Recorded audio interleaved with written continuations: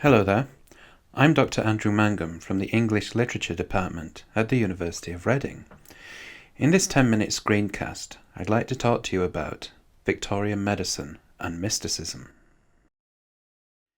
In particular, I want to approach this topic through Sheridan Le Fanu's curious Gothic story, Green Tea, which I hope you've had time to look at.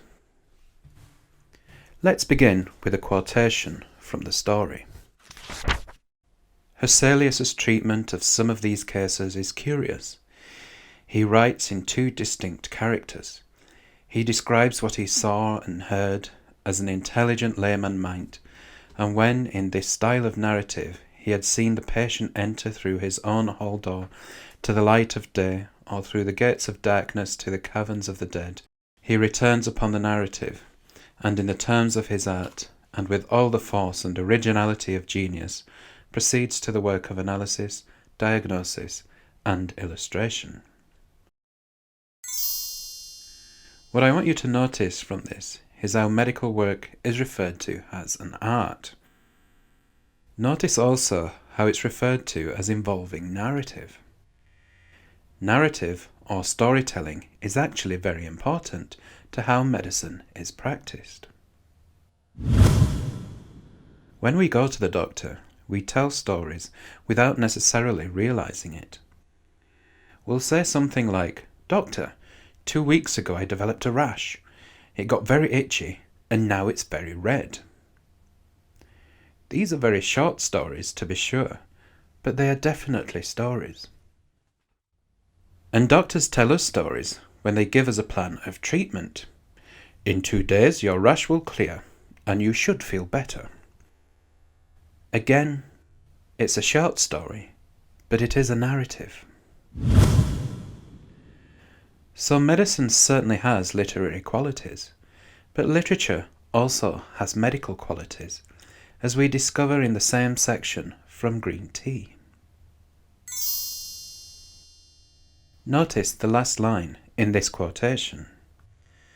In describing the technical, medical side of Hesselius's work, the narrator refers to analysis, diagnosis, and illustration. Often in the 19th century, authors like George Eliot and Charles Dickens saw themselves as doing a similar job of analysis, diagnosis, and illustration. Studying was very much a literary mission, as it was a scientific one. Let's look at another example from Green Tea.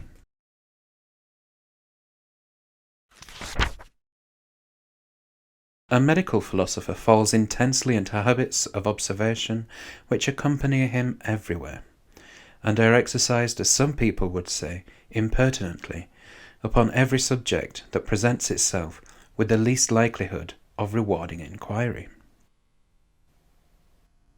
Now what this highlights, in combination with the rest of the story, is that the medical habit of telling stories is what drives Le Fanu's story forward.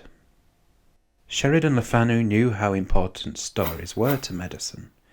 He also appears to know that they had to be accurate stories and detailed ones. Let's look at one final quotation from the text.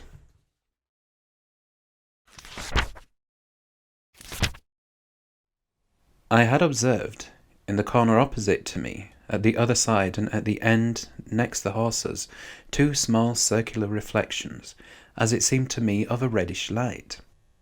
I began to speculate, as listless men will, upon this trifle as it seemed. From what centre did that faint but deep red light come, and from what, glass beads, buttons, toy decorations, was it reflected? There was very little light in the bus. It was nearly dark. I leaned forward to aid my endeavour to discover what these little circles really were. They shifted position a little as I did. I began now to perceive an outline of something black, and I soon saw, with tolerable distinctness, the outline of a small black monkey, pushing its face forward in mimicry to meet mine. Those were its eyes, and I now dimly saw its teeth grinning at me." This is the most dramatic section from the text, and it has plenty of things that we can pull out and discuss. For example, there is a lot of detail. It has a forensic focus on what might be observed with minuteness. Yet details in this section become an illusion, either supernatural or psychological. The narrator is either seeing a ghost or is hallucinating. In any case, the monkey is not real.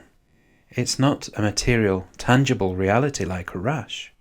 Instead, it's something that highlights how there are things in life that cannot be understood using the methods of science.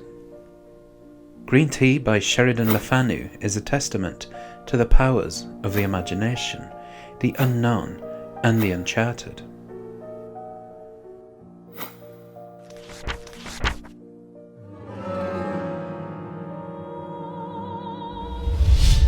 Literature and medicine had much in common in the 19th century, but it's in the shadows of the Gothic story that we find the best examples of our ability to dream and to visualize.